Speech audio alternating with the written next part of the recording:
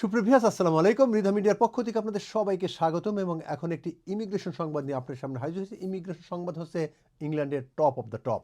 সুপ্রিয় ভিউয়ার্স, আপনারা জানেন যে অবৈধ পথে যারা আসেন তাদেরকে অ্যাসাইলাম সিক করতে হয় এবং সেই অ্যাসাইলামদেরকে এখন আর ইংল্যান্ডে রাখবে না, তাদেরকে বিভিন্ন দেশে পাঠানো হচ্ছে। এমনকি আপনারা জানেন যারা অবৈধ আছেন তাদেরকে অনেকেই নিজ দেশে ফেরত পাঠানো হয়েছে। সরকার এখন জিরো টলারেন্স রয়েছে।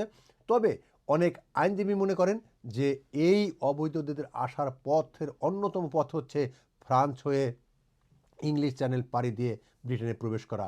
সেই ইংলিশ চ্যানেল পাড়ি দেওয়ার যদি সুষ্ঠু পদক্ষেপ না হয়, যদি সেটিকে বন্ধ করা না হয়, তাহলে কোনো পদক্ষেপই কাজে লাগবে না। তবে অপর আইনজীবী মনে করেন যে বাংলাদেশি যারা আসেন তারা কিন্তু আকাশ পথে আসেন, তারা এই সাগর পথে আসেন না। তাই বাংলাদেশিদের এই কঠোরতা খুবই কম অবলম্বন করবে। তারপরও যারা অবৈধভাবে আছেন তাদেরকে ধরতে করছে। বাট আপনি যদি ভৌগোলিকভাবে চিন্তা করেন, ইউনাইটেড কিংডমে আসলে কারা ইলিগাল এন্ট্রি করে এবং কোথা থেকে করে, ঠিক আছে, এখানে কিন্তু মোস্ট অফ দ্য টাইম আপনি দেখবেন যে ইংলিশ চ্যানেল দিয়ে আমাদের ক্রস হয়।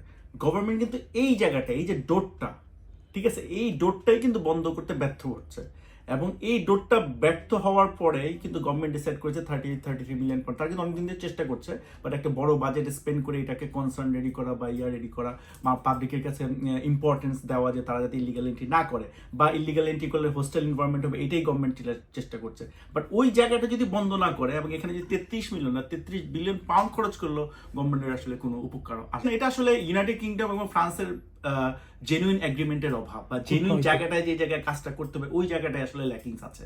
কারণ ইংল্যান্ডে কিন্তু আসলে আপনার ইউএসএ থেকে কেউ কিন্তু ইংল্যান্ডের নৌপথে আসে না, ঠিক আছে, বা নেদারল্যান্ড অস্ট্রেলিয়া থেকে কেউ আসে না বা ভিয়েতনাম থেকে কেউ আসে না। ইংল্যান্ডে যারাই আসে, ইউনাইটেড কিংডমে যারাই এন্ট্রি করে, তারা কিন্তু ফ্রান্সের মাধ্যমে, ইংলিশ চ্যানেলের মাধ্যমে কিন্তু এখানে ক্রস করে। তো ডোরটা কিন্তু খুবই স্বল্প।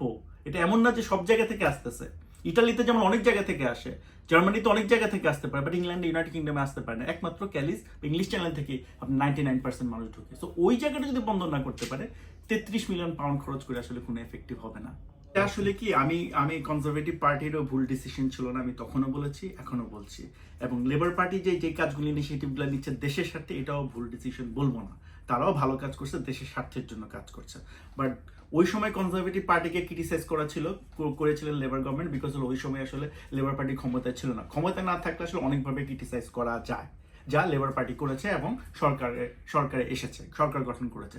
এখন কিন্তু কনজারভেটিভ পার্টি যেই জিনিসটা শুরু করেছিল, যেই ট্রিক বা পলিসিগুলো শুরু করেছিল, লেবার পার্টি কিন্তু ওইটাকে এক্সটেন্ড বা ইমপ্লিমেন্ট করছে আরো মোর এক্সটেন্ড লেভেলে, উইচ ইজ গুড।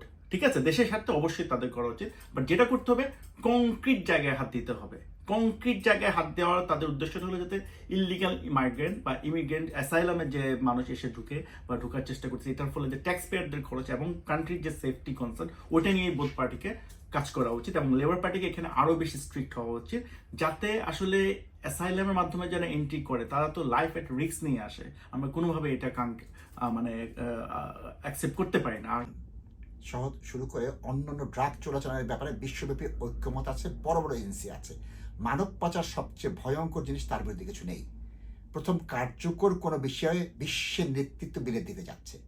এবং আমি বলবো, ইভেট কুবার দীর্ঘদিন ছায়া মন্ত্রী ছিলেন হোম অফিসের। তিনি টনি ব্লেয়ারের মধ্যে ছিলেন, গর্ডন ব্রাউনের মধ্যে ছিলেন। তিনি পরীক্ষিত স্টেটমেন্ট, তিনি এ বিষয়ে দীর্ঘ গবেষণা করেছেন, অভিজ্ঞতা অর্জন করেছেন এবং তার ফলশ্রুতিতে আমরা এটা দেখতে পাচ্ছি।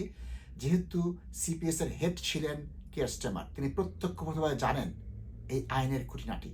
আন্তর্জাতিক সহায়তা ছাড়া এটা বারবার পরাজিত হচ্ছে।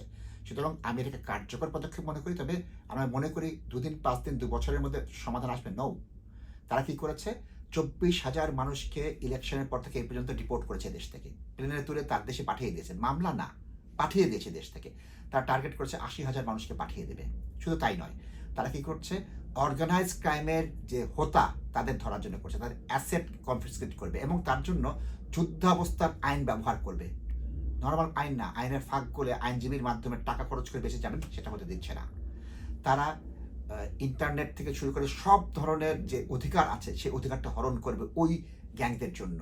সুতরাং আমি মনে করি এটা আসতে কিছুটা সময় লাগবে। আমরা যদি মধ্যপ্রাচ্যে বা আমেরিকায় যে ভয়ঙ্কর মানব পাচার, সেটা কার্যকর কোনো পদক্ষেপ নেই। ইউরোপে আমি মনে করি 40টা দেশ নিয়ে যে কার্যক্রমটা শুরু করেছে, 4 থেকে 5 বছর পর আমরা সুফল পাবো। নেক্সট, বাংলাদেশের লোক সমুদ্র সাঁতরিয়ে আসে। কে ইস্তেমার সাহেব যখন বলেছিলেন বাংলাদেশে ডিপোর্ট করব, তখন এই তথ্য চলে এসেছে। বাংলাদেশের মানুষ প্লেনে আসে, উড়ে আসে, ভেসে আসে না।